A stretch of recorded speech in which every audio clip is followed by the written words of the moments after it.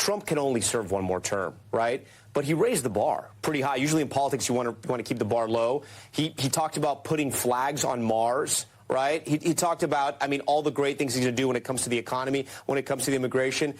Basically, my question is, did he raise the bar too high? And is he setting expectations too high for this term? Well, lofty goals, Tom, and I think that this is expected of Trump. I mean, let's face it, Steve knows, as Steve said, you can look at his history and you know what you're going to get with Donald Trump. I think that he has high expectations because he knows that Republicans are in control of the House and control of the Senate, and for the next 2 years at least, he's going to have the ability to implement his agenda. Now, he will have a tough time. Obviously, there's a narrow margin in the House, and there are a few Senate Republicans who may not necessarily go along with everything, but I think that he wants to paint a picture to the American people about what is possible, and he feels the past 4 years have been too much looking back, apologizing on behalf of America, doing things that probably weren't consistent with the traditions that we know in this country, and so he wants to change the trajectory. Steve, he has some bold plans for the border, for immigration in this country. We're expecting those executive orders maybe at the White House where he's just arrived to, as Garrett was reporting, in the coming hours.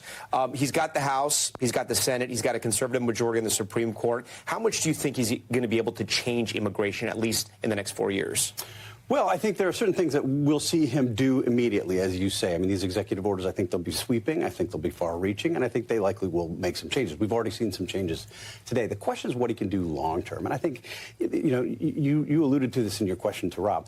If you look at the way that Donald Trump talks and the way that he campaigns, he creates these outsized expectations, right? He was going to end the Russia-Ukraine war on day one. He's got about 5 hours left. He was going to bring grocery prices down right away, and then he sort of backed off from that. He makes these big, blustering statements, and I think some people believe him, others probably discount it.